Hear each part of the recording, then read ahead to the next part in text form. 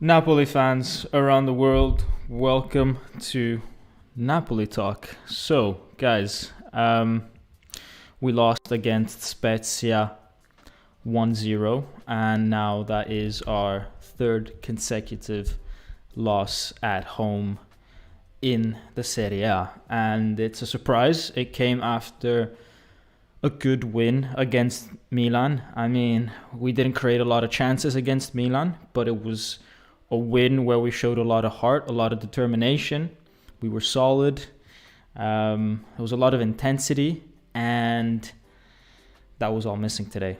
And let me tell you something. I was there at the stadium today. For those of you that follow my Instagram, you know that I just got back from the stadium, but I think what I saw there today was not worth the money. It was not worth the money of going and watching the game. And I think what's even more frustrating is that in person it looks probably worse than it does on television. I try to stay positive, but there's some things that the cameras don't pick up that when you're at the stadium you pick up, and you just want to cry. You just want to cry. I saw Napoli losing 1-0, 80th minute, 85th minute, and Spalletti asks Gulam to come on, and he takes 5 minutes to find his t-shirt. 5 minutes. He was running around trying to find his t-shirt. Like, it's those little things. It's those little things that make you so mad. If it was me on the bench and someone tells me to come on the field and try to help your team win, you don't spend 5 minutes trying to look for your t-shirt. You should know where your t-shirt is. It's those little things that just show that these guys had their head somewhere else today. These guys were on holiday mode.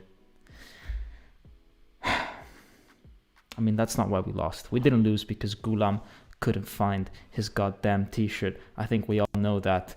But it's an example of just how frustrating today was. The fans started booing the team at halftime. They started booing the team when the game ended. The only player that got an applause when leaving the field was Rahmani, who's I think been maybe our best player this season, maybe alongside Ospina. But Ospina today, I think he could have done better on that own goal that we conceded. The fans were frustrated. I think the player that they were frustrated the most with was Lozano.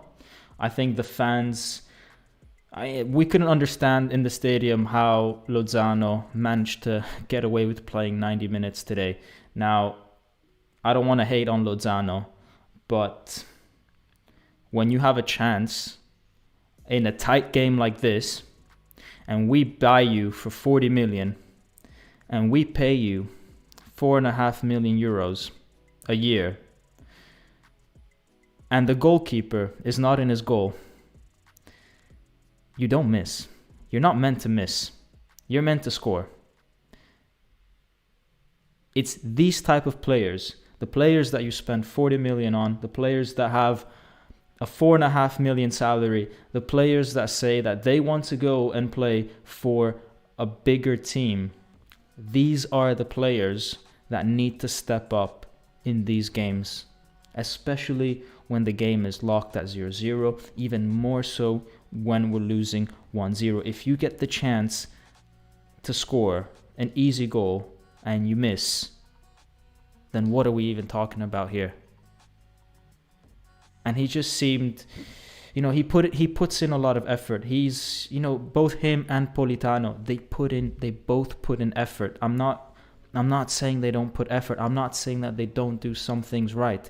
They both, tried their best, I'm sure. They both, gave some solutions here and there. Politano had a nice shot in the first half. He had a few crosses, but so many times though they make the wrong decision. So many times they carry the ball too much. So many times they cut inside when they should be staying wide. So many times they go wide when they should be cutting inside. So many times they get in front of the goal and it's as if they don't have any power in their legs. Lozano had 2 shots today. No power in either of those shots. No one could believe it. No one could believe it in the stadium. It was the most frustrating thing to see those 2 guys, our wingers, today. Now, the other thing that was really frustrating was Spalletti. I think he got the wrong formation. If there is one person right now who is in form for Napoli, it's Elif Elmas. Scored against Milan, scored against Leicester, scored several times in the past few games.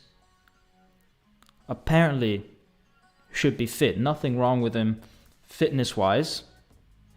And you don't start him. And it's like, okay, you don't start Elmas. That's fine.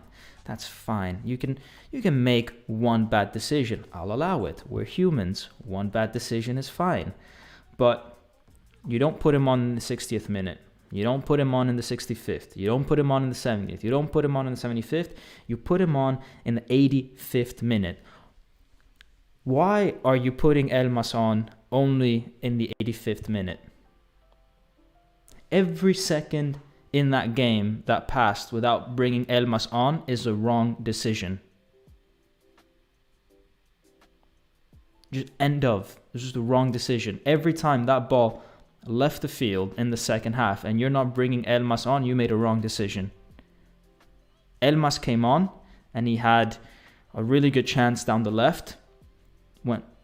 Went this close to being a goal, and then had a second chance with his head in extra time or in injury time.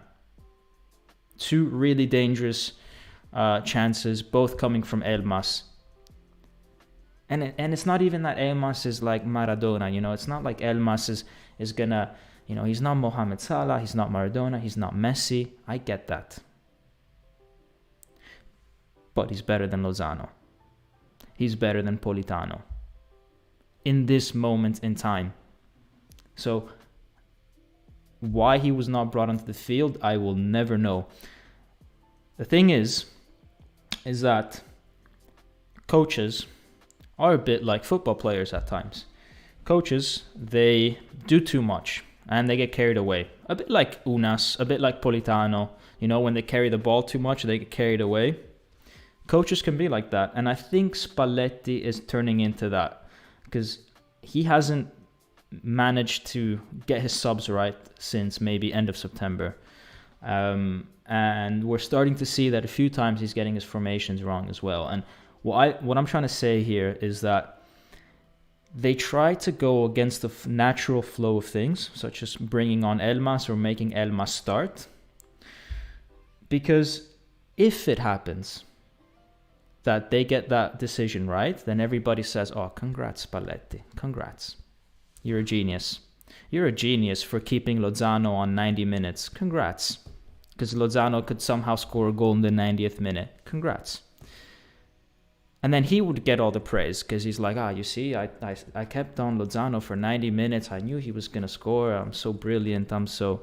You know, sometimes coaches, they do that. They do something that goes against everybody else's opinion just so that if in case it works out, they get the merits for it. That didn't work out this time.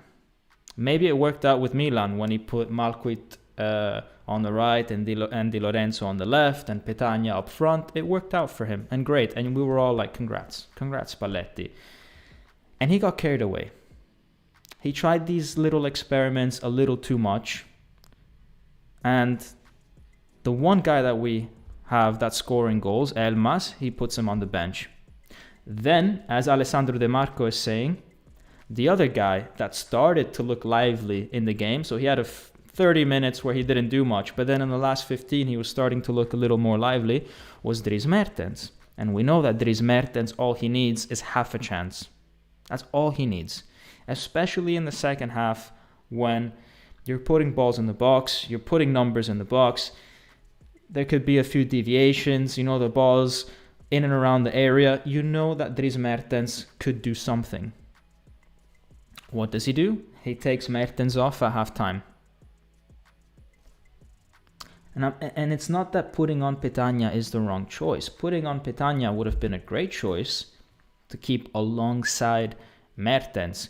You put Petagna on, you keep the defenders busy with Petagna, and then Mertens has a bit of space to do his thing, right? That would have been great. Maybe you would take someone like Politano or Lozano off, who are not having a great first half, and we're less likely to be decisive than Mertens. But Mertens, who's fresh, he didn't play against Milan. He played 10 minutes against Milan. We haven't got a game to play for another 2 weeks, so it's not like you're resting him for anything. Why was he not playing that second half? I have no idea what went through Spalletti's head today. The only thing I can think of is that he knew exactly what he was doing. He went against the flow of things so that if in case they worked out, he would get the merits for it. Because sometimes they have that sense of wanting to be the protagonist. That's the only thing I can think of, because I cannot imagine a coach like Spalletti actually read the game the way he read it and thought, yeah, these are good choices. I just cannot think that. So, yeah, let's see what you guys have to say about this. Anthony Navarro saying, I'm liking this raw Napoli talk. Yeah, I speak facts. I've always done that. I've always spoken facts. The wrong decision was also Petagna for Mertens, says Alessandro De Marco. Yes, specifically Petagna for Mertens. I think, as I said, Petagna had his reason for being on the field. I just don't think it should have been for Mertens. In fact, Petagna had that half chance that he scored from, but then, the goal got disallowed. And I didn't get to watch any replays, so I'm not sure if it was a foul, if it wasn't a foul. You guys have to tell me that because you guys saw the replays. I was at the stadium, I didn't see a replay. But in any case, he got that half chance, so it's not like he was useless. There was something that could have happened with him on the field, but I just don't understand why you would take off Mertens. It doesn't make any logical sense to me when he was apparently fresh and we don't have games coming up in the future. Osam Comedy saying Spalletti made a mistake. He should have started Malquit and Elmas. Osam, Malquit is another one. So Malquit, okay, you risked putting him against Milan, all right? And we were all like, oh, what are you doing?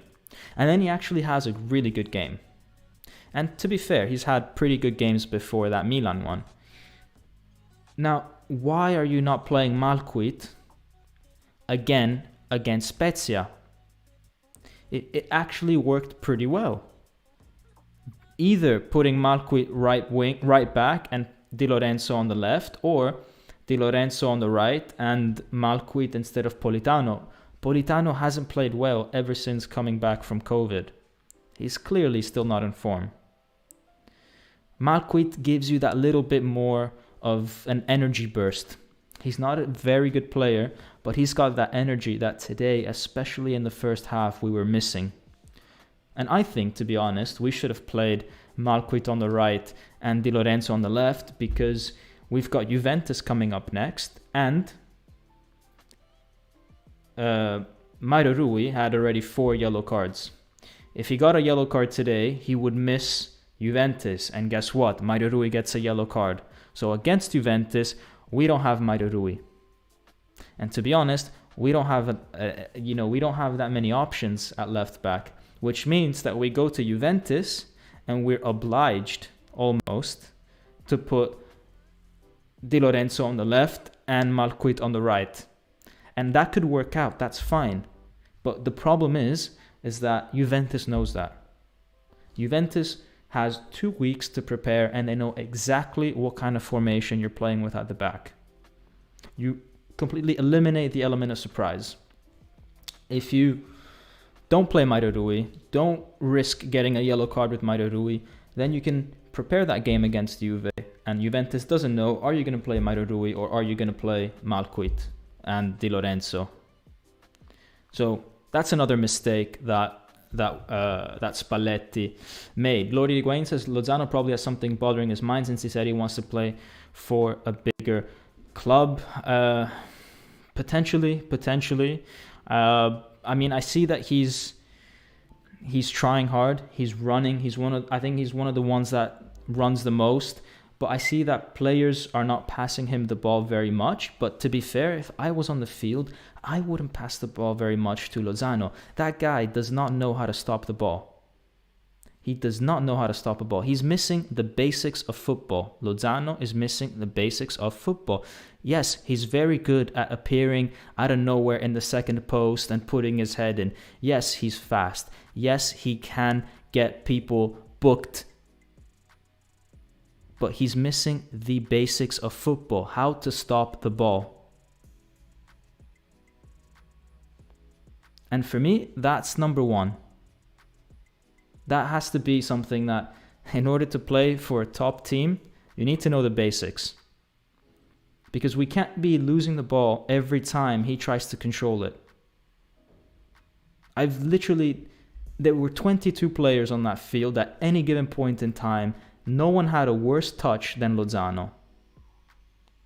Now, did he do some things properly? Yes, he did. Because he's very good at select things. I'll admit that. He's very good at some things. And he's very good defensively, covering. He's improved on that a lot.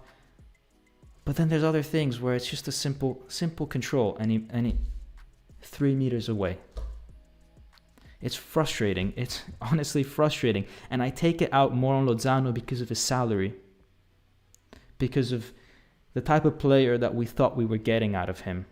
You know, if he was just some kid, like any other, then fine. You can make mistakes. But when you are the player who is on the field today, getting paid the most, Lozano in the second half was by far the player that was getting paid the most. No other player even gets anywhere near what Lozano was getting. Spezia players for sure, no. I don't think anyone passes the 1.5 million for Spezia. For Napoli, in that second half, no one was above 3 million, except Lozano, who's on 4.5. So a player like that should be making the difference, not losing possession. So, yeah. You know, for me, it's so frustrating. It's so frustrating. And I think Elmas should have started ahead of him, as EJ Wise is saying. Alessandro De Marco is saying Ounas has no end product. That's the other thing about Ounas. Ounas is one of those guys who he will play well one game and then get carried away, think he's Maradona, and then try a million things and mess up. You know, he had that great goal against, was it Legia Warsaw in the Europa League? Since then, he's gone down a cliff. Today, all dribbling, no end product. Against Milan, entered the game and was just not there. You know, these players need to be concrete. They need to play a game and forget about everything that happens in that game as soon as that game ends, and then just focus on redoing what they know how to do in that next game without getting carried away. The problem with some of these Napoli players is a lack of maturity. They get carried away after one good performance and they all think they're the new Maradona, and they try things which are just not in their repertoire. So that's the problem with Ounas, and there's a reason why there's been 3 or 4 coaches with Ounas and he's not been able to get a starting spot in this Napoli team, and has often been sent in God knows where. Crotone, Cagliari, whatever. Not one team decided, you know what, I'm going to give this guy a starting spot. Not Napoli, not Crotone, not Cagliari, no one. No one thought, I'm going to build my team around Ounas. And that's facts. That's not opinions, that's facts. No team built themselves around Ounas, and there has to be a reason for it. We cannot rely on someone who has one good game and then the next 3 he messes up because he tries too hard. I hope he matures, because if he does, he can be an excellent player. Maximus1318 saying, anyone know when they put the replays up on Paramount? No, sorry, don't know. Why did we sub on Gulam and Deme rather than Malquit, by the way, says EJ Wise? Again, because I have no idea what Spalletti was thinking today. I think he was thinking logical decision is option A, so I'll do option B. Because if I get it right somehow, then everybody will say what a genius I am. Because that's how some people think. They think I'm not going to do what's the most logical thing, so that in case it works out, I get all the credit. That's the only explanation I can give, because everybody read the game differently from Spalletti, and we can't all be stupid.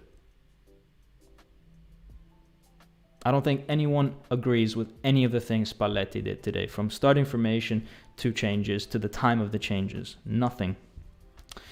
Let's see. Paolo Yannicello saying Digne would be nice at left back. Yeah, Digne or Kurzawa would both be really good additions to the squad. I like them also in terms of personality. They're guys that have a lot of character. They have a lot of energy when they play. They've played international games at the biggest stages, you know, with the French national team, PSG, and all that stuff. So I think they would be excellent additions to the squad. I really hope that it does happen. I think this team should have gotten Emerson Palmieri in the summer. Now, Mario Rui has been playing very well for us this year, but the problem is that we don't have a sub for him. So I'm not saying that we should get one of these guys because Mario Rui's been bad. I'm just saying we don't have a sub. We have to play against Juventus without Mario Rui, and obviously we're not going to play with Gulam because he's not got more than 10 minutes in him. So we have to play with Di Lorenzo on the left and Malquit on the right. And then we don't have an option for Malquit in case, you know, we don't have an option at right back in case something happens to one of them. Like, we're literally numerically missing a player. So it's not about Mario Rui did something bad. It's just that we need a player in that position. Alessio Lucchini saying, do you think the Scudetto is in sight? I think mathematically speaking, the Scudetto is still in sight. I think mentally, momentum-wise, all these things, I don't think so anymore. I think, I was speaking to my uncle coming back from the stadium, and he said something that really resonated, was that Scudettos and titles are won midweek. And it's these midweek games that are often the ones where teams drop points. And if you've got Inter and Milan who win these games and we don't, maybe we're not the best team. We're not the best equipped team for the championship. It means that we can't handle back-to-back games.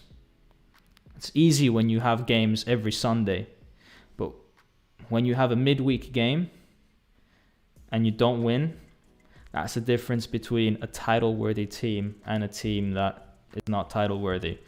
But yeah, EJ Wise, thank you so much for your generous $9.99 donation. Even in a loss, I still have to support. Make sure you're all smashing that like button. Dom, who's your ideal Manolas replacement? Loving the vibe today. Oh man, I haven't been this mad in years. Probably. I never get mad. I swear. You could do like the most horrible thing to me. I won't get mad. Today I'm mad. I'm a 9 out of 10 mad right now. Yeah. I'm not mad. I'm disappointed. That's the one. But yeah, thank you for the support. Let's see. Who's my ideal Manolas replacement? Look, the Manolas replacement situation is a bit... We have to understand what kind of role Manolas was playing in this team before we can talk about who can replace him. Was Manolas the third center back, the second center back, or the fourth center back in this team? Now, I think Rahmani's done enough to deserve being the second center back after Koulibaly, of course. So, is Manolas the third or fourth? Now, if he was the fourth center back, that means that, Juan Jesus is third, and that means that, if we just need a fourth guy, then we can go for whoever at this point. It really doesn't matter. Just someone, even if it's someone young that has potential, that could be fine. But if the intention at the start of the year was that Manolas was the third choice center back, then we need someone better than Juan Jesus. Someone better than Juan Jesus is not impossible to get. I mean, Juan Jesus is a decent player. But it also means that, you got to find that in between Rahmani and Juan Jesus, right? Because you don't want to overspend, is what I'm trying to say. You don't want to get someone who could compete with Rahmani, overspend, and then, that money maybe could have been spent more efficiently elsewhere, because actually Rahmani is doing okay. So if we're going for someone that's between Juan Jesus and Rahmani, I would say, spend about 15 million. 15 million, it's hard to see what kind of player you could get. But I would go for someone that is experienced in Serie A, because I think that defending is one of those where it's about knowing the game specifically. It takes time for defenders outside of this league to get accustomed to it. So someone in Serie A who's worth about 15 million, I don't know. No one's really going to sell in the winter, so it's a tough one. Off the top of my head, I would like Bremer, but again, he's playing for Torino regularly. If you buy Bremer, you're going to have to bench Rahmani. Are we really going to, is it really worth spending 30 million for Bremer and benching Rahmani? I don't think so. We got to find someone that's our third choice. So from this description, Napoli Talk wants Diego Godin. That could be an option, because Diego Godin is leaving Cagliari, but the reason why he's leaving Cagliari is because there's apparently some disciplinary reason behind it. So I don't know. But yeah, I think, I'd rather us spend money on a left back. I'd rather us spend money on maybe a second striker than going over the top with a center back, because Koulibaly and Rahmani should be enough to see the season through. And all we need really is someone that can fill in 5-6 games during the year when either of those are not there. So yeah, that's my opinion on that. So the money's not infinite. It doesn't grow on trees. Let's save it for what we need. I do think we need a second striker. A lot of people are saying we don't, because we have Petagna, we have Mertens, but Petagna, look, I like the guy. I like his effort, but he's not someone that can score goals for us. He's someone that can help us play better in certain situations, because he can hold the play up. He, puts his body on the line for us, which is great. But when you're losing, you don't want to be relying on Petagna. Okay, he could score like he did against Genoa, but that's 1 goal in 17 appearances. So it's not consistent. And then we know that Mertens is getting older. So I think we have to have a better option on the bench in terms of a striker. Just because, if Osimhen is out injured, which he is quite often through zero luck that he has, then, we need someone. We need someone that can score goals.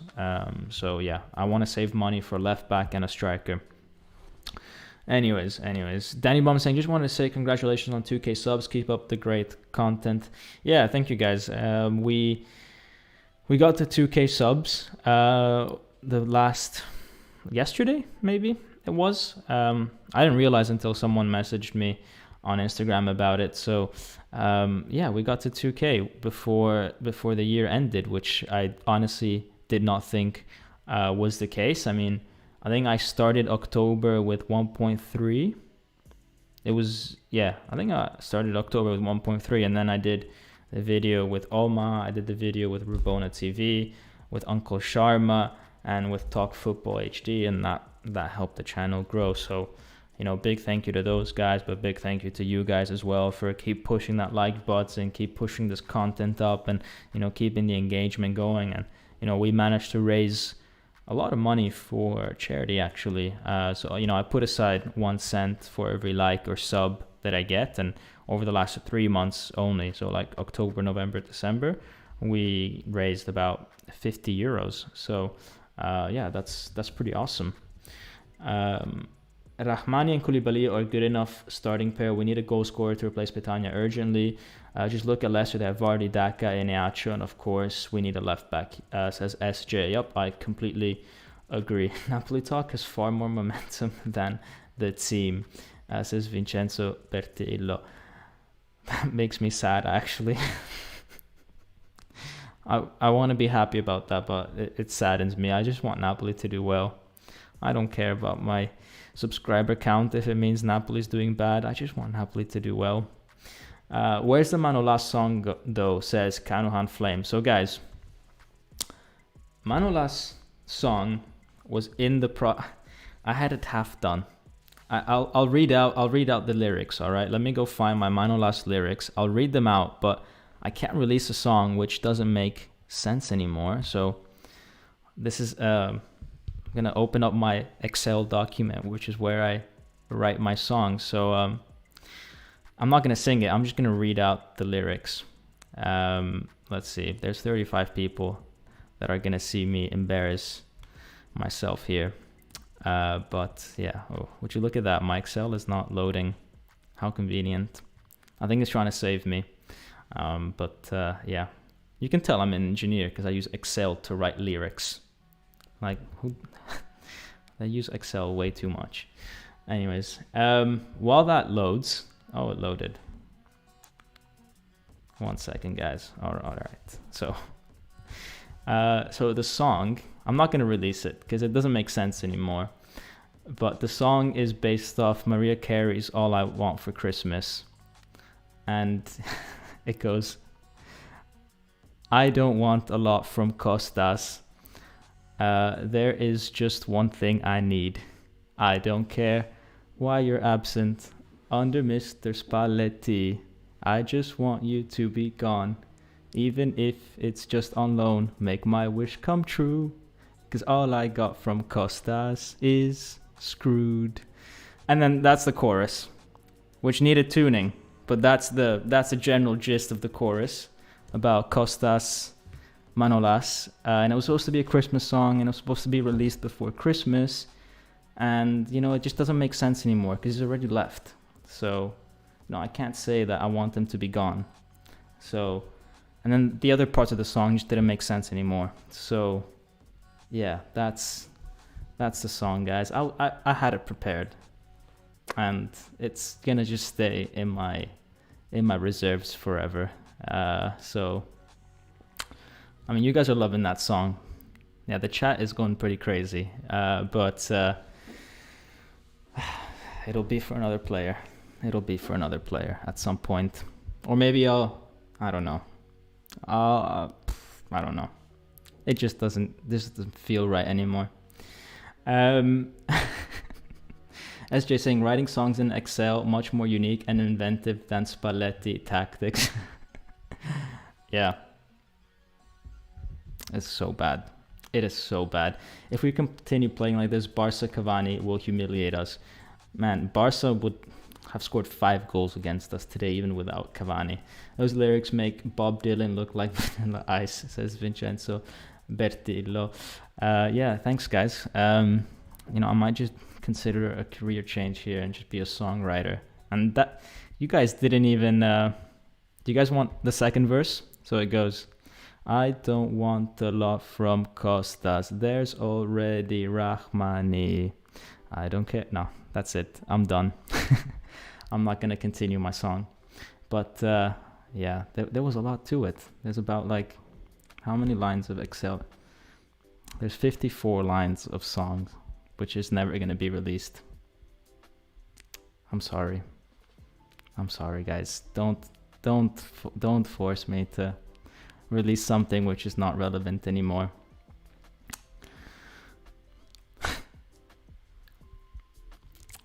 Yeah. I'm just reading the lyrics on the side. It's pretty funny. It just doesn't make sense because I talk about him leaving on deadline day and it's just... No, doesn't make sense. Sorry, guys. Sorry.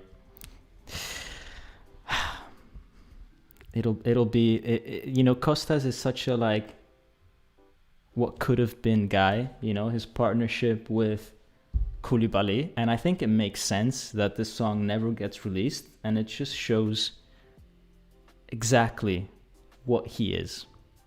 He's the guy that it's what could have been. This song could have been a banger, but it isn't, and it won't ever be a song, because that's the story of Manolas. It's a story of what could have been. Paolo Iannicello is saying, so disappointed that game versus Inter and all those chances we missed in the end led us to where we are now. So many players in that game left injured as well. Yeah, that game against Inter is just such a momentum shift for the whole league. You know, Inter, they went on to win all their other games. We slumped down. It's really when the two teams sort of crossed paths, and then we went in totally different paths. And then, you know, Inter had quite a bit of luck as well in some of the games that they had. They didn't face very good teams, but to be honest, we lost points against Napoli and Spezia, so we can't even use that as an excuse. I mean, we never looked like scoring.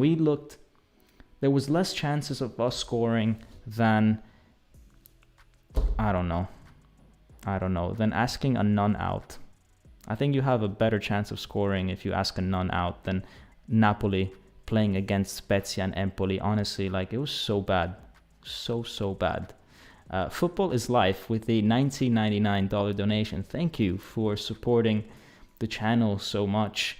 We need decisive winger, left back, and backup striker. Sell Petagna, Gulam, and Lozano. Napoli are great, but we lack a full high-level team. I believe once this happens, team will compete at all levels. Forza Napoli forever.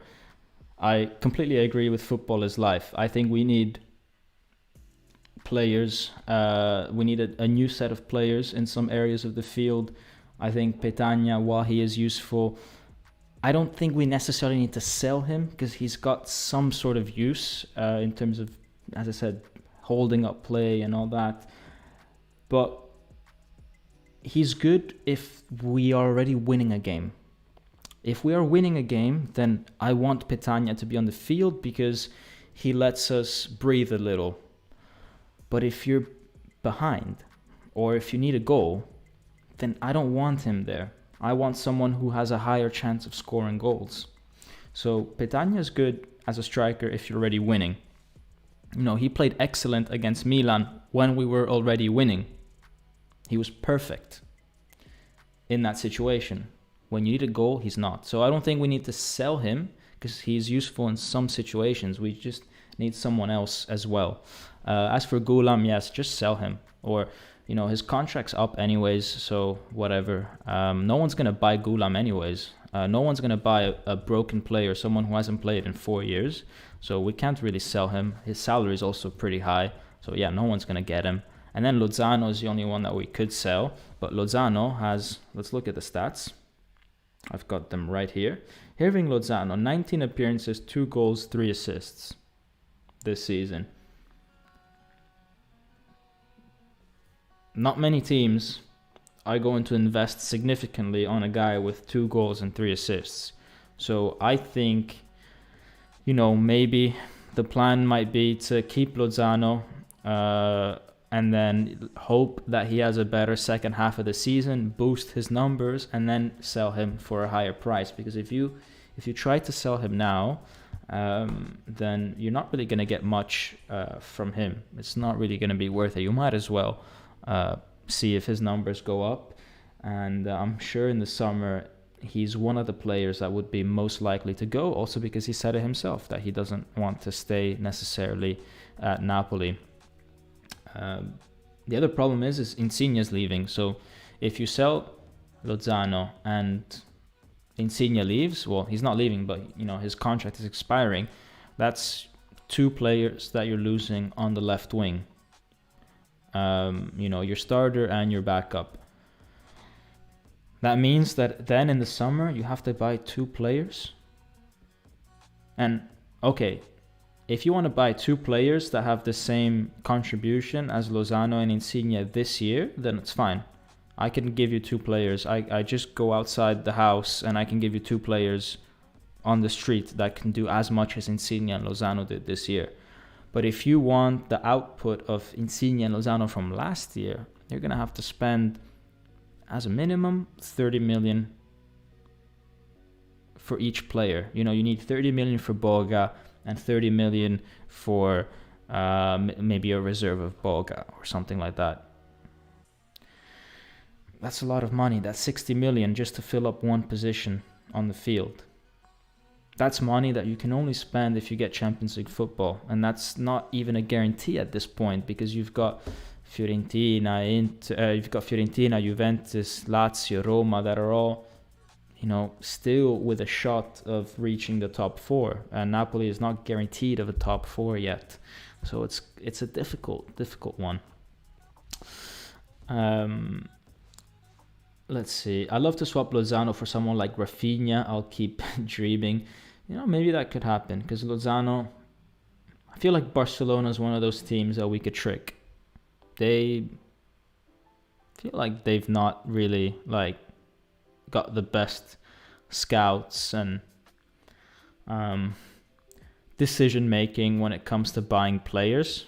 So I feel like we could trick them. We could trick them to make them think that Lozano is actually playing better than he is. Maybe he has a great game against Barcelona and then they think he's some amazing player, and then we could do that. But Rafinha, does he even play for Barcelona anymore? Or is he playing... Let's see. Let me Google Rafinha.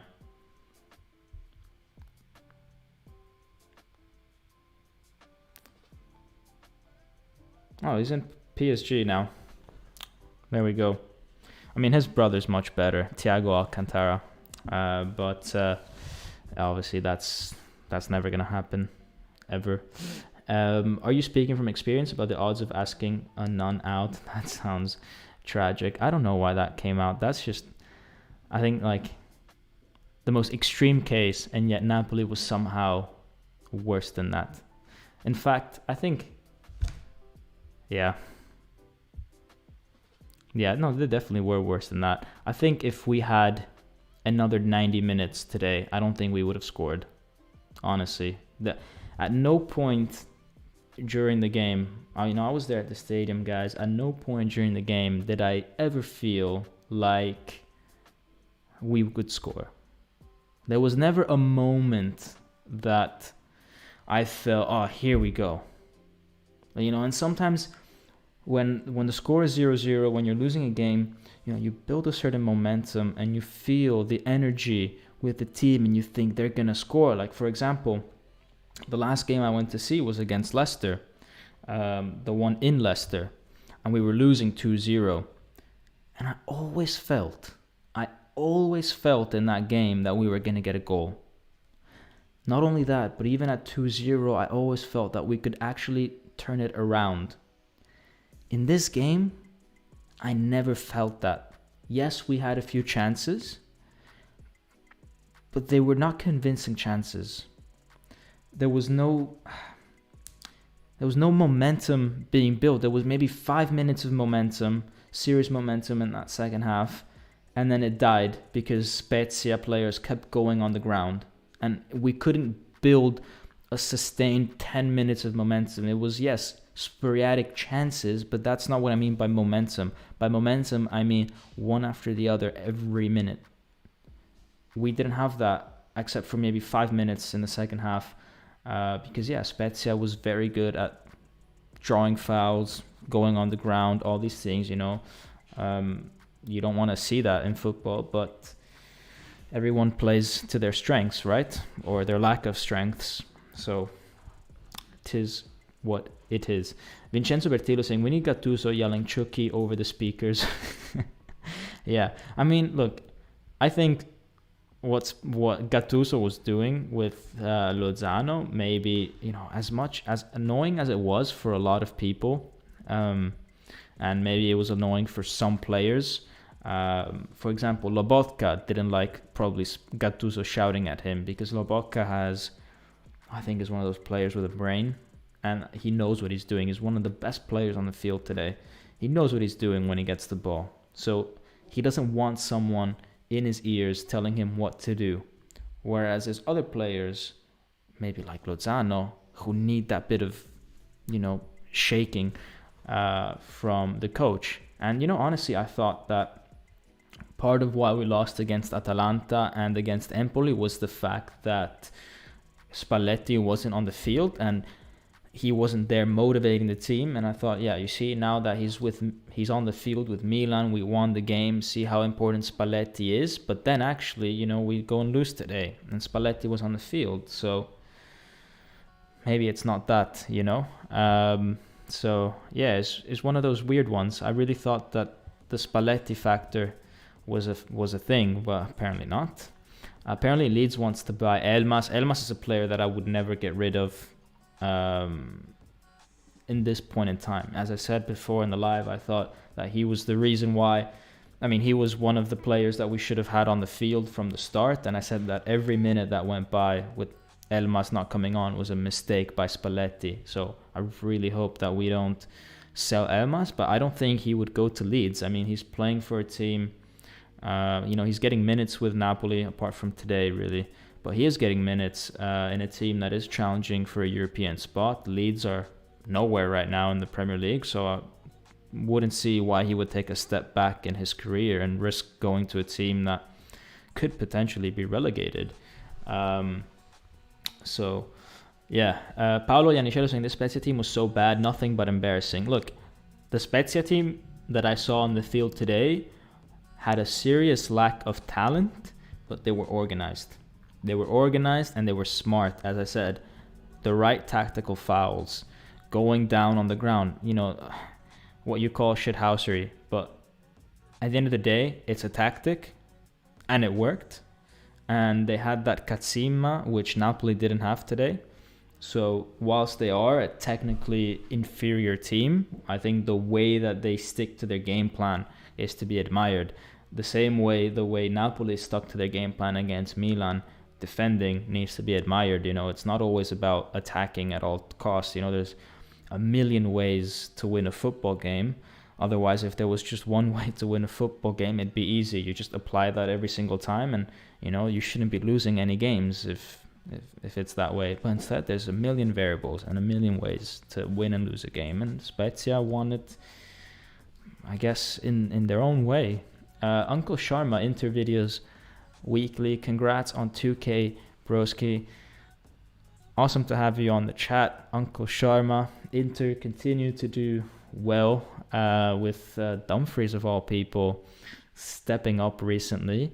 I knew he was going to come good. I said it in the collab that we did. But yeah, thanks for the congratulations. And yeah, seems like Inter are serious this year yet again. They are on a crazy points average at the moment.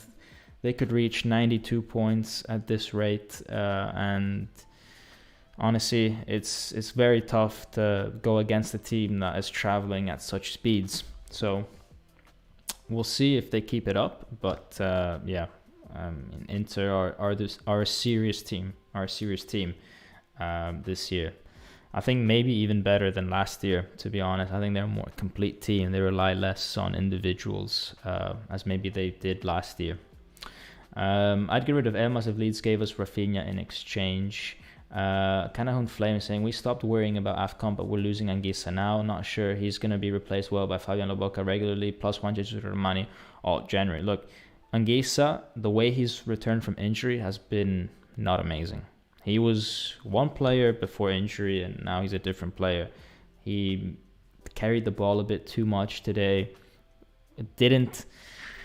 Wasn't there physically, but it's also because he's carrying a yellow card. He's been carrying the stupid yellow card ever since that Verona game, trying not to miss important games. He didn't foul the guy against Verona who scored because he didn't want to miss Inter. He didn't get a yellow card against Inter because he didn't want to miss Lazio. then he got injured, and now we've got Juventus to play, and he doesn't want to get a yellow card. And when you don't want to, if you're playing scared of getting a yellow card, you're not going to put your body on the line as much. And that was really what differentiated Anguissa from other players. He would put his body on the line, and he's been on these stupid 4 yellow cards for like a month and a half now, scared to miss the next game, and he's just not been the same. So yeah. Football is Life with another donation. Thank you so much, Football is Life, for donating yet again. That's very generous of you.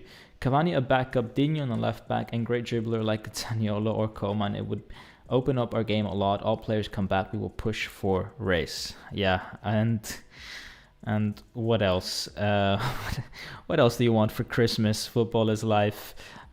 Speak to Dom. I'm Santa Claus. I can give you all those things. Unfortunately, I think Zaniolo or Coman would be way too much. I think we would have to first sell Lozano. So if you mean sell Lozano and get someone like Coman, maybe.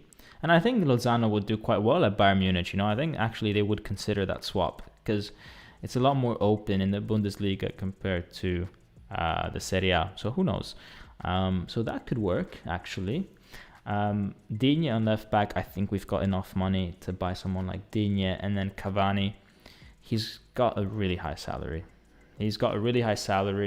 And I think that if we didn't buy Cavani back when, we had Milik injured and all these things, I think that ship has sailed. We have zero history at Napoli in the De Laurentiis era of bringing back players that we sold. Obviously, we bring back players from loan, but that's different. But we have zero history of bringing back ex-players. And I think having Cavani is too much of a figure, which would disrupt Osimhen's growth. So I do think we need a second striker, but I think we need a second striker that is on paper inferior to Osimhen, but better than Petagna. Again, it goes back to like, what kind of player are we trying to get? Are we trying to get a starter? Are we trying to get someone that plays every once in a while? It's just someone that plays every once in a while. You can't get Cavani who's earning like double Osimhen, you know what I mean? So you have to consider the salary as well of these players. I think we have to accept Inter are going to win the Scudetto, says Anthony Navarro. Dom, what are you going to do about holding top 4? About a month ago, you were saying we don't have to worry about it. Do you think top 4 is in jeopardy? Yeah, I think we are. I think, honestly, we should be fine for top 4. We should be. But the momentum is not that good for us. I'd be very surprised if we don't get top 4, because I think the other teams that are from 5th down are not consistent either. Your Juve, Lazio, Roma and stuff like that. But I mean, the next game is against Juventus away from home. If we do lose that game, again, football is all about momentum. While we are a better team than Juventus, it will be such a boost for them to beat us, and such a psychological hit for us that who knows how the season will unfold after that. Football is so mental. It's all about mentality. I am 100% sure that if we drew that game against Inter 3-3, if Mertens would have gotten that final goal, if Petagna didn't hit the crossbar, I am sure we would have gotten more points between that game and now, and I am sure Inter would have gotten less points. I am sure. The mental aspect is huge. Lusty OG saying, Dom, do you think the Napoli fans dislike Lozano at this point? I think we've got a few players that we dislike. There's a few players which never really warmed our hearts. Lozano's one of them. Always, anytime he spoke to the press, always said the wrong things, and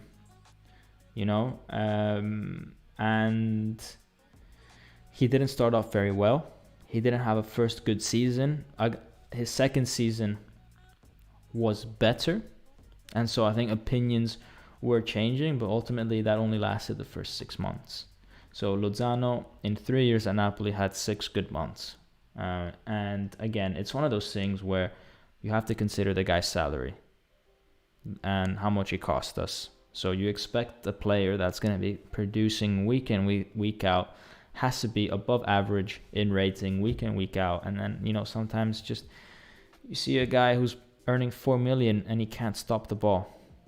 It's disheartening. Vincenzo Bertillo saying, even if we lose against Inter but Osimhen didn't get his face broken, things would be very different. Yeah, we've obviously been having a lot of bad luck with injuries as well. And the thing about injuries is that it's a chain reaction. Like, all the players are actually linked. So if one guy gets injured, it means everybody else has to put in more effort than usual, because it means that someone has to cover his minutes on top of the ones that he's already had to do. And, you know, we've seen many games where we haven't made 5 subs. We've made only 2 or 3 because we literally didn't have people to put on. So everyone's putting in more of an effort, which means that there's more chances of injury. You know, if we've got no one on the bench, then, you know, you can't get taken off. And that's how players like Fabian got injured. You know, when Fabian got injured, it's because, you know, these muscular type of injuries is because we didn't have Demme, we didn't have Lobotka, so he had to play those minutes. And, you know, you push too hard and you get injured. So, for example, Demme's injury or Demme's COVID and Lobotka's injury led to Fabian's injury. So all the players are interconnected. When one goes down, it risks everything going down. We were pretty unlucky with these muscular type injuries like that. We were pretty unlucky with COVID. The thing about Insigne's COVID, it's probably he got it through Immobile. Now, I'm not saying that Insigne and Immobile are sleeping together or something like that. That's not what I mean. But they are very good friends. And yes, they live in different cities. But their wives are very good friends. And no, I am not suggesting that their wives are sleeping together. What I am suggesting is that they're hanging out, because Naples and Rome is just 1 hour train away. These wives have literally like nothing to do in their day because their husband is earning 4.5 million a year. So they're just going to hang out with each other. They're just going to hang out with their friend. Their friend's an hour away. Immobile's wife got COVID. It probably passed it down to, and then Immobile got COVID, and then they passed it down to Insigne's wife, and Insigne's wife then passed it on to Insigne. That's the most logical chain of events, which explains why Insigne and Immobile both have COVID. Otherwise, it'd be a bit too much of a coincidence that they both get it at the same time like that. So, you know, if I was a detective, that's what I would be thinking. Yeah, so going on that, it's kind of annoying, because if that is the case, and I'm speculating here, you know, Insigne, you know that we don't have a lot of players available for us. You know that Corona is on the rise. Just stay home. Just stay home. We are all trying to have a peaceful Christmas where we're not hanging out with too many people, or at least you shouldn't be. The same needs to be done with these players. They have a responsibility to stay fit and be of use to the team. And what did they do? They hang out with a bunch of people. Now, I could be wrong. Maybe Insigne got COVID through his kids, and his kids go to school, and, you know, they don't have a choice. But there's a possibility that he got it through Immobile. That's all I'm saying. That's all I'm saying. And if that is the case, I'd be very disappointed in him, because he needs to think more about these things. He needs to think about being of use to Napoli. So, yeah, I mean, disappointed if that is the case, but it's hard to prove. Vincenzo Bertillo saying, Immobile's wife Jessica caught COVID from Dom. Man, I would get COVID for Jessica. I'll admit that. Let's see. SJ saying, you heard it here first. Genovefa Jenny Darone is to blame. Hey, all I'm saying is that if I was a detective, that would be the first thing I would think of. The coincidence, come on, think about it. Think about it, guys. They got COVID at the same time. And they're best friends.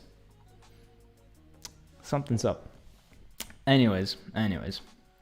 Lord Higuain is saying, ha ha ha, yesterday I went to the cinema to watch No Way Home with my friends. And Lord Higuain, that's fine. Do that. But you're not playing for Napoli when your team is already without 1 million players.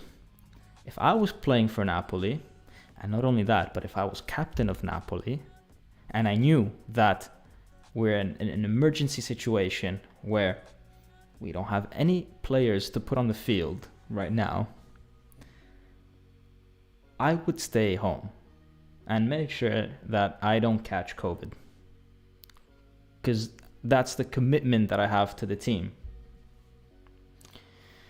Especially in this particular point in time.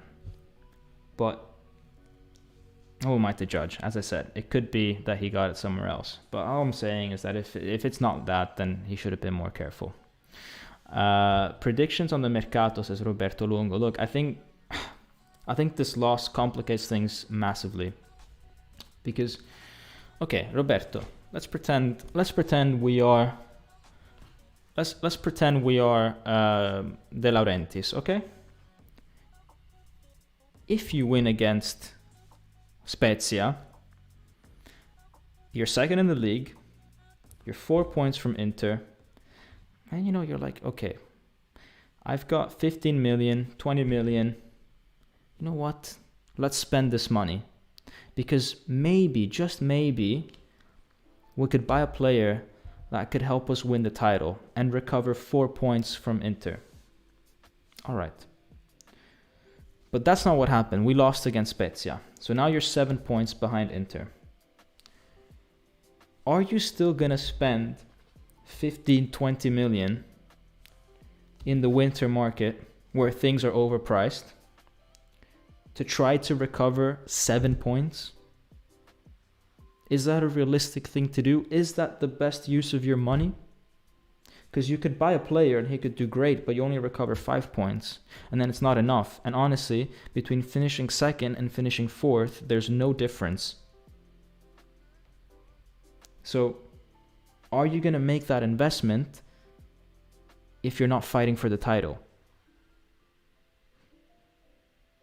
So this loss could be significant in Napoli's season, more than just for the table. It could be a loss that determines our market strategy. So it's unfortunate. I really do think that if we were more neck and neck with Inter, Napoli would have tried harder in the market. Now I just can't see it, because I think De Laurentiis will be thinking, look, this team is good enough to stay fourth the way it is, so there's no point in me buying anyone to help us stay within the top four, but there's also no point in buying anyone to help us push for first spot, because, well, to be honest, we're never going to get there now. We're 7 points away. So they're not going to go out of their way. But I think they will get a center back, not to push for, the title, because if you wanted a serious push for the title, I think you would get a second striker. But I think you get a center back because of just the number-wise. Number-wise, we need someone. But I think it will be limited to that. Maybe a left back. But we won't get someone who's a game changer, in my opinion. I think we will just get someone to complete the squad. If we had been neck and neck with Inter, I think we would have maybe forced something a bit more. I think we need a new weekly series based on your alter ego, Detective Dom, says SJ. Vincenzo Bertillo is saying, what striker in Serie A can we realistically do a swap plus small amount of money for? Petagna? I would love Scamacca from Sassuolo. I would also really like the Serie B guy, Lucca. I think if I was at Napoli, I would go for him. He's in Serie B, so shouldn't cost too much. His salary is not high, and I would just 15 million for Luca, just go. And then, as I said, I wouldn't swap Petagna. I think Petagna is useful in certain types of games when you're already winning. I think he's a useful guy to bring on. I think he can hold the ball up really well and run the clock down, which is what you want to do when you're winning. But yeah, we do need someone that can score a goal otherwise. And guys, we've been speaking for a while now, but I actually did prepare. I did have time to prepare the formations, and I know you guys are like, "What, Dom? You prepared the formation? I thought you were at the stadium." Yeah, but I still did it. So here it is. So Vincenzo saying perfect. Petagna belongs in Serie B. Anyways, so guys, these are my player ratings of the Napoli Spezia game that I saw on the field live. Let me go one by one. Ospina 5.5. I think he could have done much better on the Juan Jesus own goal. Seemed a bit late to react, seemed a bit out of position, at least from my view on the field, and was a bit hesitant in some other situations. Other than that, he didn't really have a chance to, do too many saves or anything. So I can really mark him just based on that small error. Di Lorenzo 6. I thought he was pushing quite high up. Tried to do his thing, got a knock in the first half, but carried on, and he's one of those guys that never stopped, and he was putting in his effort. Rahmani 6, because, defensively, I think Rahmani had another one of those good performances where, Spezia didn't have an opportunity to be dangerous at all, and with Koulibaly's absence, he's taken on more responsibility to try to help in the maneuver of Napoli, of moving the ball around. But obviously, it's not his strong point. But anyway, solid defensively as always. So just an average game from him. 4.5 for Juan Jesus.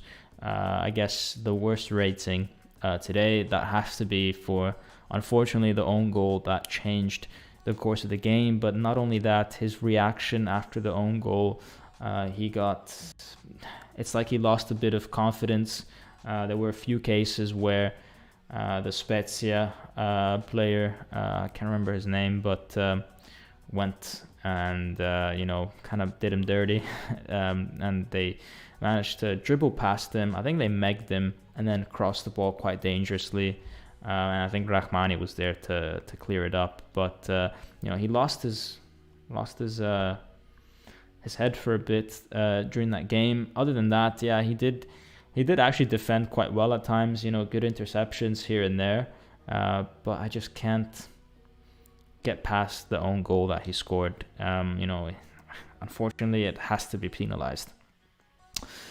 Mauro Rui 5 gets a yellow card and misses the Juventus game. Other than that, he kind of died down towards the end, had an average game, but that yellow 5 was really bad from him. And then before getting substituted, he had a few moments where a few bad touches, a few bad passes, and that when Mauro Rui starts doing something bad, then he gets on this momentum of bad things, and it's hard to break him out of that spell. Spalletti had to take him off. Lobotka 6.5. He is a really good player. I love midfielders in general. It's, I think, the hardest position to play, and he's. I don't want to exaggerate and say he's one of the best, but the way he's playing, I honestly think that it deserves credit. The way he sends people that are pressing him the wrong direction, that's something that the best midfielders do. It reminds me so much of Iniesta.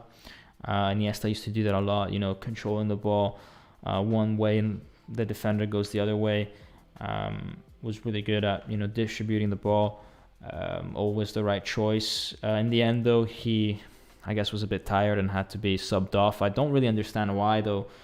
Anguissa didn't get subbed off instead of Lobotka. I thought maybe we should have kept Lobotka on instead of Anguissa. Anguissa 5.5, carried the ball a bit too much at times, lost it a bit, and as I said, you feel like he was with the handbrake a little bit because he didn't want to get a yellow card before the game against Juventus. And really, these ratings are also based on what we know the player's potential is, and because we've seen such good performances from Anguissa, this was really below his average, which is why it's a 5.5, not a 6, which would be his average performance. 5.5 Politano, completely absent in the first half, slowed the game down significantly at times. In the second half, much better. Tried the one-on-one a few times, had different approaches, sometimes would cut in, sometimes would go on the right, but didn't quite find that decisive pass or that, shot that would go in. But, he tried, but again, not decisive enough. And, he would get maybe one cross out of 5 that would go towards a Napoli player. Everything else seemed to get cleared all the time. And then he was left quite isolated against, the Spezia players. There were so many times when it was 2 against 1, and it's not his fault, but it just shows that he struggled today. 6.5 to Zielinski, a bit like Lobotka. He was the one player that showed a bit of quality today. He was tackling, he was, recovering the balls, but also going forward. A lot of quality. I think he had bit of a howler in the first half with his shot that I think he wasn't. It almost seemed from the field that he wanted to chip the ball and then changed his mind last minute, and so then there was a weird shot that happened in the end. But at least he was trying.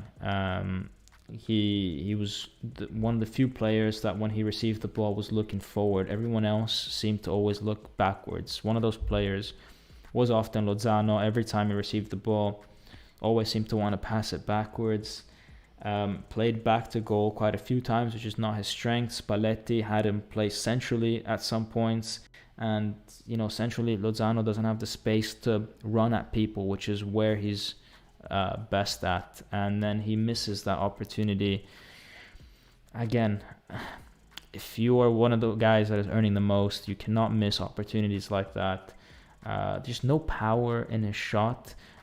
In the first half, he receives a pretty good cross and swings his foot and his right foot and completely misses the ball. In the second half, with his left, the goalie wasn't there, the defender blocks it, but it was a bad shot. And it seems like he's a player that's always at the right place at the right time, but doesn't have the right execution. And there's a reason why he's got only 2 goals in 19 appearances or whatever this year. But also Politano, if we take a look at Politano, he's got maybe even less. He's got 1 goal and 1 assist, whereas Lozano has 2 goals, 3 assists. Really not enough from our wingers. And then Mertens 5.5, but to be honest, he only had 45 minutes, and so the first 30 he was completely absent and he wasn't pressing. It really did seem from the field like he was a much lower speed than everybody else, and then he would, as if he was trying to save his energy for short bursts of explosivity. But it's not good enough. We need him to be pressing more. We need him to be more involved in how we move as a unit defensively. And then had, I guess, 1.5 chances in the first half, and I thought he was improving. And then I was disappointed that he got taken off. I thought he could have improved this game and maybe contributed to a goal or something in the second half. But nope. Petagna 5 didn't have the impact that we thought he would. Didn't hold the ball up very well. The one time that he had a chance to score, he fouls a player, and so the goal doesn't get allowed. 5.5 to Ounas, tried a few things, but didn't work. He had a few good dribbles, but then no end product. There's no point in dribbling 5 people if then you're gonna take a shot and it's gonna go to a throw-in. Not like it went to a throw-in, so no end product there at all. Elmas 6, I thought he was the one that came on the best. Had a shot that went slightly wide and then had a header which maybe clipped the crossbar or maybe was just over the crossbar. And it's disappointing that he only got 5 minutes, and that's because of Spalletti, who gets a 4. Wrong formation to start with, in my opinion. I think Elmas should have started, and then the changes I just didn't make any sense to me. Mertens should have stayed on. Lozano should have been taken off much sooner. Elmas should have come on much sooner, and then I honestly don't get Gulam coming on in the second half. I think it was much better if you put Di Lorenzo on the left and Malcuit on the right, and you've got a bit more explosivity, because Gulam's not going to give you any of that. He's a broken player now. He's not really going to give you that thing. Let's see. Anthony Navarro saying Spalletti press conference admitted the Scudetto no more. Need to watch everyone behind us now. That's a big thing from Spalletti, and I think it's the right thing to say. I think the players need a reality check, that they can't keep performing like this and think that they can still win the Scudetto or something. This, I think, is a message to the players that we risk throwing away a whole season and potentially not even getting top 4 if they don't get their act together. It's almost as if, they were like, okay, well, whatever, like we can still get Champions League. And now, they're like, oh, worst case scenario, we still get Champions League. And now Spalletti's telling them, no, look, you've got to get back on track, because otherwise we might miss out on that as well. Let's see. Ospina was too confident in that own goal. I think he thought that the guy in front of Jesus was getting to the ball, but he missed it, and then he was in terrible position for the Jesus goal, says Frederick. Yeah, it seemed like he was out of position, but also his reaction was a bit weird. I mean, from the field, it looked like that ball took an eternity to reach the goal, and it's strange from Ospina, because he usually has quite good reflexes. Paolo is saying, Dom, a guy like Manolo Gabbiadini would have been so useful today like he was in the past for us. That is exactly the type of player that I think Napoli needs. So thank you, Paolo, for bringing that up. That's the type of player that I'm talking about.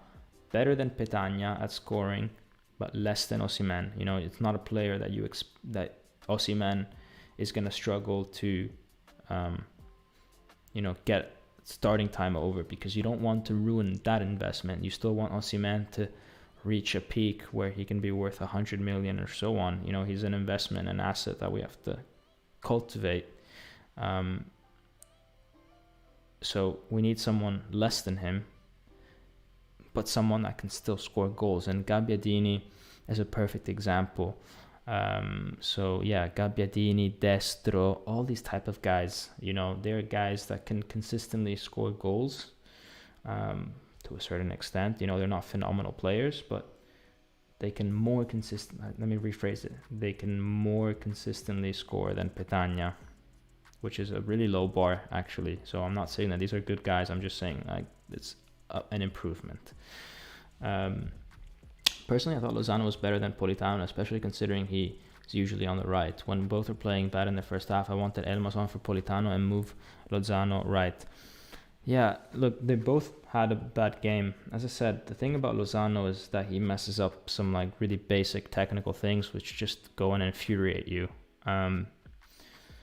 He stops the ball and then it goes 3 meters away. At least Politano, technically, he doesn't give you that frustration. He gives you a frustration because he messes up his choices and his crosses are weak and all that. But at least he got the basics right, stopping the ball. Lozano was wasteful, just in possession and shooting. But he did have a lot of effort. That I 100%. He put in the effort. Gerald Huapa saying, "Hey Dom, I'm guessing Fabian's presence is missed." Yeah, especially because Fabian is the type of player who has 5 goals. In 15 games that he did play, so he's someone that could come out of nowhere and change the game for you. The players that we have right now in midfield, Demme, Lobotka, and Anguissa, they're not players that score goals. 0 goals between them this season. So you miss that element as well. That element of maybe a goal out of nowhere. And that's a big factor. That's a big factor, especially when your attack isn't playing so well. We were relying quite a lot on Fabian, and it is a big miss. Forza Napoli sempre, saying Lozano 3. I hope we sell this guy in January and renew with Insigne. Yeah, I hope we renew with Insigne, but I hope Insigne renews because he actually wants to renew for Napoli, and not because he doesn't have any other offers. From the captain of this team, I would like someone to make more of a statement and say, yeah, I'm staying with you guys. I want to renew, and all these things. But the fact that he's trying to ask for 6 million, all these things, it's like, come on, man. Like, do you want to stay for your boyhood club or not? Like, Manolas reduced his salary from 4.5 million to maybe, was it 2.5 or 1.5 maybe? He reduced, let's say 2 million. He reduced his salary from 4.5 to 2 million so that he could return back home to Greece to play for his boyhood club, because that's what makes him happy.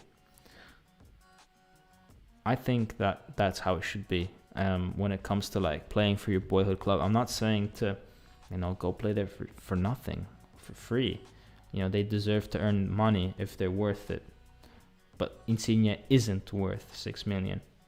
He is worth what De Laurentiis is offering him, which is 3.5. Full stop. I mean, Insigne is a guy who's got 0 goals in Serie A. And don't come talk to me about Europa League, because that doesn't count. It doesn't count when you're playing against a team that's last in Poland. I don't care about that goal. It just doesn't matter. At most, it would matter if you scored against Leicester. But did he score against Leicester? No, he didn't. So the goals that you score against Spartak and Legia, no offense to them, but I don't care. And he scored 1 goal there. Okay, he scored in the Serie A, but off a penalty. A few penalties. After having also missed a few penalties. So what are we really talking about here? Cesar L is saying, I can't be mad at Lozano this season. We know that he's capable with a consistent role squad, but it's been too sporadic for him this season. His whole career in Napoli has been like that. Lozano's been playing a lot of minutes. So let's see how many minutes Lozano's been playing. So Lozano has played 53% of the total minutes and started 63% of the time. It's not like he's not getting minutes. In any other top club, he would be getting that same level of minutes, possibly less. But does he really think that he goes to Real Madrid, or he goes to Barcelona, or he goes to Liverpool, or he goes to Chelsea, or he goes to Bayern Munich and he plays more than 50%? Are you joking? You think Liverpool are going to play him more than Salah, him more than Mane? Do you think Bayern are going to play him more than Sané, him more than Gnabry? Do you think Real Madrid's going to play him more than Vinicius? No. Yes, he could play for those teams, but not more than 50%, which is exactly what's happening with Napoli, because you've got good players like Lorenzo, Insigne, and Politano that also deserve minutes. So either you step up at that 50% of the time, or you just say, look, I'm not cut out to be at a top club. I need to go somewhere where I can play 100%. And then you take a step down. You only can play 100% of the minutes, or 70-80% of the minutes, if you are a freak of nature, if you're Mohamed Salah or Mane.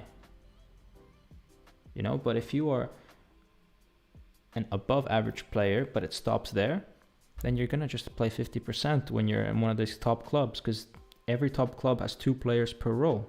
So it's normal to play 50%. Unless, again, you're a freak of nature. So it's not an excuse that he's only playing 50%. It's how it should be. at a top club. So, yeah. Caserta Campania is saying, completely agree. Insigne 6 million, 12 million for the club, because obviously the club pays 50% on top of tax at 30 and a half years old and playing very poorly. Yeah, 100%.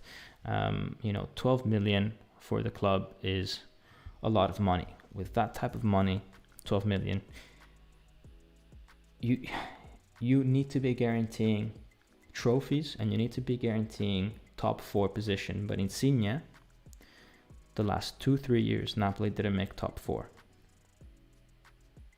So he can't even guarantee us getting into a top 4 position.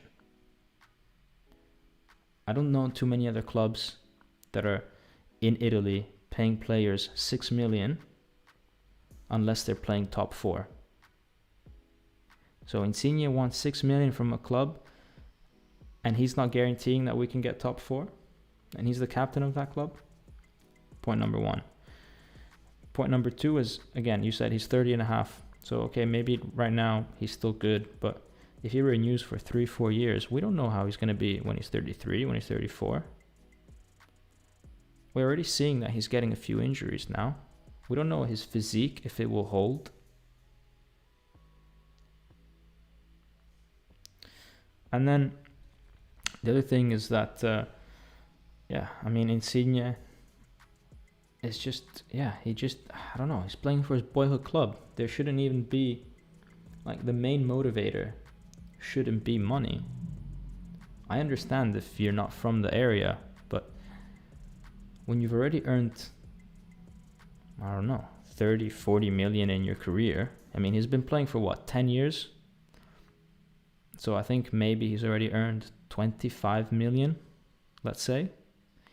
When you've already got 25 million euros in the bank, just from salary, if you've spent that money well and invested, let's say even if you've invested and you invested well, you probably have a worth of 35 million by now, if you weren't even that risky with your investment. So you've got 35 million of assets or investments or money. Just be content with that and do what you love to do at that point. Do things for the love of things, not for money at that point anymore. And if playing for Napoli is not what he loves to do, or he doesn't see it that way, then honestly, I don't know. And again, I'm not saying to do it for free. I'm not saying, after 30 million, stop earning money. I'm just saying, we're still going to give you 3.5 or 4. But what's an extra 2 million for someone who's got 35 already, when it's about playing for your boyhood club? So that's the thing that I don't get. But hey, maybe when I start making 35 million, I'll also start thinking like Insigne, and then I'll be like, oh, Dom was wrong. The previous Dom was wrong. But let's see if I ever get to that day. Today was abysmal, continues Caserta Campania, but we are so broken right now. We are in a must-win situation. We will get healthy again, and we should go back to playing our football. Yeah, injuries play a big role. Let's hope that Fabian gets back from injury. Koulibaly gets back from injury. Koulibaly is so important for so many reasons as well.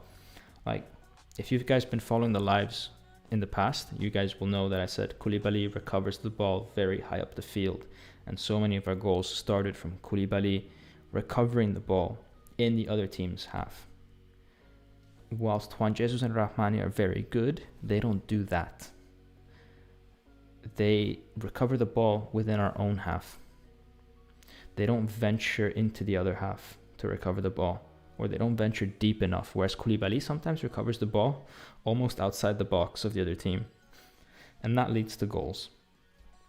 Rahmani and Juan Jesus don't have that sort of thing to their game, and that's been huge. We've so many goals we've scored that way. Koulibaly, massive loss in not so much defending, because we've not let in that many goals, but it's a loss in actually attacking. He was so instrumental in how we attacked. So yeah, he also really helped us like play the ball from behind. So yeah, we miss Koulibaly more in attack than defense, which is maybe something that people don't realize. So yeah, let's hope he gets back, and Fabian as well, because Fabian was contributing to the goals as well. When Insigne is your leader and your captain, your ceiling is limited. To me, Koulibaly inspires a lot more. Even Dries Mertens shows more passion. I think Insigne has run his time. We know what the results are, says Cesar L. Yeah, potentially.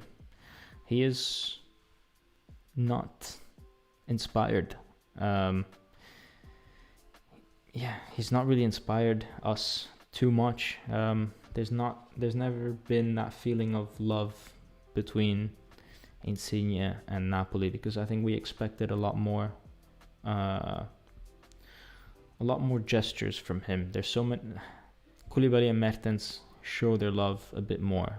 For example, Mertens is also trying to renew with Napoli, but he shows on the field that he wants to stay at Napoli more than Insigne. The way he talks about his renewal is also different. It's like the way Mertens says things. He says, this is an example, but because it's not as in this is a paraphrasing. So Mertens would say something like, I want to renew with Napoli, but let's see what Napoli says. This is what Insigne says. My agent is going to take care of it. He's speaking with Napoli. You see how that's different? It's like when you say your agent is going to take care of it, then it automatically just makes it feel like it's just about the money. Whereas Mertens is like, I want to stay, and now it's just Napoli's decision, But his intentions are clear. There's not much negotiation there. Whereas Insigne has always been about that negotiation aspect, bringing the agent in, and the agent going on television and saying this and saying that. I've never seen Mertens' agent say anything about Mertens. But Insigne's agent is always on the newspaper. So it's just the way that he's approached this whole renewal is also, it's just also strange from a captain. Or maybe not strange, maybe that's just football now, but it'd be nicer if it was the way Mertens did it. VH is saying, Dom, I've been following the channel for a while, but this is the first time I'm active in the chat. I'd like to hear your thoughts on the youngsters and the academy, says VH. Welcome to the chat. Good for you to pop in. The youngsters and the academy, look, they're doing quite well, the Primavera this year, surprisingly. We've been doing quite badly in the youth team over the last few years, basically flirting with the relegation zone often. But this year, I think we're in the top 4 of the youth academy league. Roma are doing amazing. But, we're the same level of Inter and all these things. So I think the players are there in terms of quality. It's just a matter of, are we going to play them or not? And Napoli historically has not been a place for young players to evolve. I think Zanoli is a player that a young player that we had him debut this year, and he's played 10 minutes. So he's training every time with the team, did the whole preseason with them. We've got a bit of an emergency situation with right back, left back, and yet he's not playing. So we're not really a team that puts in a lot of youngsters. So I have zero hope that we're going to see many youngsters come through Napoli. And it's not maybe just about the coach, because we've had several coaches. We've had now Spalletti, Gattuso, Ancelotti, Sarri, Benitez, all these guys. We've had maybe 2 people come up. We've had Insigne come up, But Insigne had a phenomenal year in Serie B before he got given a chance for us. But he didn't really come through our academy. Like, as in, he didn't get promoted directly from our academy. He got sent up to Pescara, had a phenomenal season, and then came back to us. We've never really been a team that takes someone from the academy and says, here you go, have 30 minutes. It's just not happened with us. We've given random players 10 minutes, and then that's about it. We gave Gaetano 10 minutes, and then, not heard from him since. So yeah, that's my thoughts on the Primavera. I think the talent's there, but maybe the management, not the manager, but the management, like De Laurentiis, just doesn't want to risk it with youth players, and maybe tells the coach not to play them. I don't know. Who knows? Who knows why? Yeah, that's that. So let's see. Do we still have? Oh wow, this is a long live. Anyways, guys, it is 1:30 here in Italy, and I did go to the game. So let me just wrap this up with Spalletti's press conference, and then I'll close the live. So Spalletti says, it's a very particular moment for us. We only have the possibility to play football down on the ground because we are lacking a lot of physical players to win second balls in the air. We were pretty good on the field, but then when there was a moment when we lacked the final tranquility in our head to do the right call and the right moment at the end, with the passing minutes, we got more and more nervous and we made more mistakes. It's just a moment, and there's a lot of details and episodes that are not going our way. Mertens taking him off was my choice. I thought the team was, fine on the field, and all we needed was just a bit more physicality in the box, and so I took the decision to put on Petagna. What do you think about this first half of the season? They ask him, and he says, well, it's not like one game makes the difference to my overall feeling of the season so far. It's about the general approach that the team puts, and in the last few games we missed a bit of physicality in our game, and that's penalized us quite a bit. De Laurentiis gave compliments after the game, so he's been supportive of the team, and he says, the players, they all had their head down, so hearing the president say that was good for morale. So